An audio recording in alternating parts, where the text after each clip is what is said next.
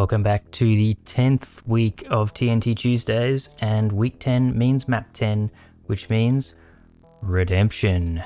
And unfortunately this is something of a redemption recording because I already did just play this map and then rewatched the video back, and unfortunately OBS didn't really encode it very well whatsoever. There was lots of graphical glitches.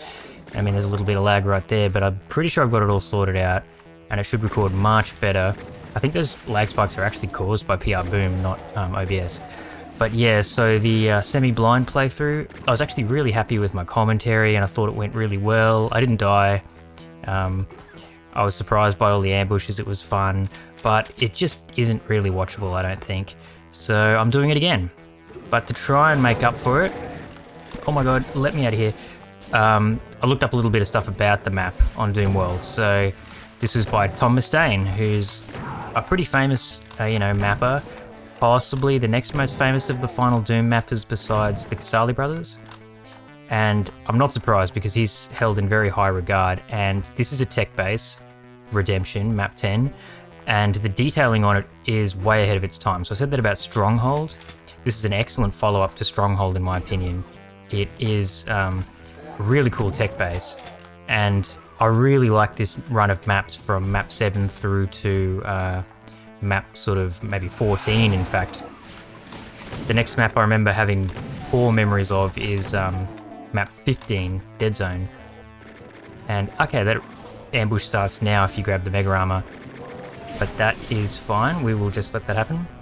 So in the previous playthrough I sort of backed out the window and surprised at the imps by accident, and all those guys were just sort of standing there. But the secret in this map is right here. The texture is misaligned there if you look carefully, and probably the only true mistake in this map is that each stair here is also tagged as a secret, and then you can come in here to grab these guys' guns, and that's the extent of the secret. Yeah, and I assumed this guy wouldn't be able to shoot over that wall, and neither can he.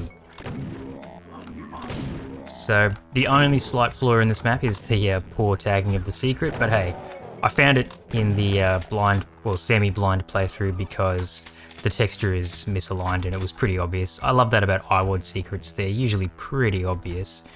And so yeah, I got that without too much of a hunt. And now we go into the actual sort of meat of the map, the tech base area, which I think is pretty memorable. So I did remember this area pretty well. And this is so cool, like this texture, the computer texture, but with like the metal bar as a support. Very influential. I mentioned that, and I still will, I mean I'm playing it again now immediately afterwards. It reminds me a hell of a lot of Eric Arm's tech-based style from Scythe 1. And of course this MIDI is the MIDI that he used I think for the title screen of Scythe. And he used a lot of TNT music in Scythe, and a lot of the maps take a lot of aesthetic cues from TNT. So I think it's pretty safe to say Eric Arm was a pretty big fan of TNT. Certainly was inspired by it. Who knows about the gameplay, but he definitely seemed to enjoy the aesthetics. And well, he has good taste, because that's definitely what TNT is always good for. I don't think anyone argues that. It looks pretty good in a lot of maps, and the new MIDI's awesome.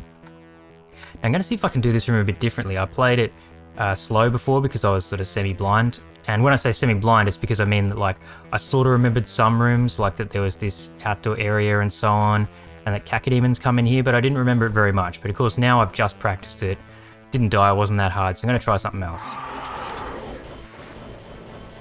Infight, come on. Okay, except for the pain elementals though, I wouldn't mind if they could get past the infighting. And then, oh, he actually can come up the stairs, ow! Why do you punish me so? And then the pain elementals were blocking off the Arachnotrons. Oh no, now I'm shooting the Arachnotron. I want to shoot the pain elementals. Okay, yeah, so yeah, before on my semi-blind I just took this room real slow, just slowly chain gunned everyone from a distance. And I mean, yeah, it was effective, and I was like, I was in a really sing-songy mood for some reason. I like sang a bit of Love Shack by the B-52s, yeah, because I was saying Love Tap on one of the Revenants. And then I sang, what's the song called?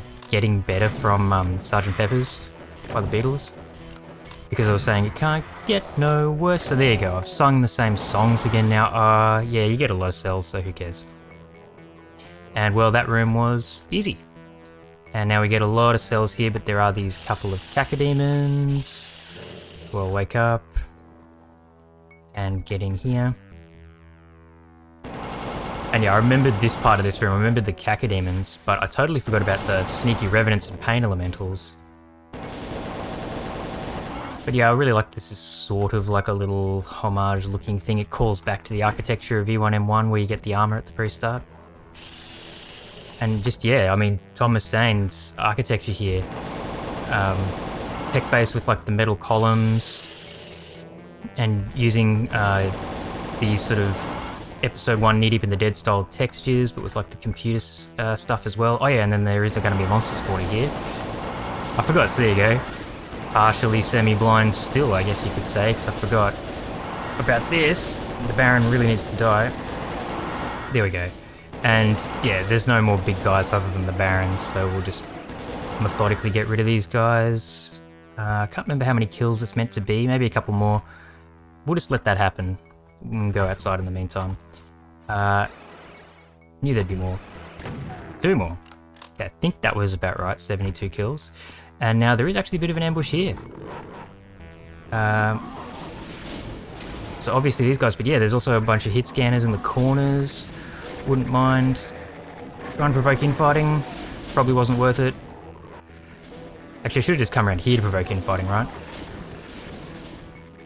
Why was I out there in the corridor? I've been playing too many slaughter maps recently.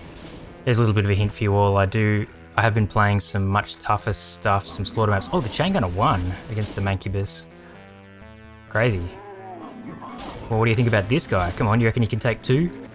I doubt it. Ooh, ooh, ooh. Oh, he's so close. So close. He nearly got 2 Mancubi by. 2 Mancubis, as Joey Jojo was saying.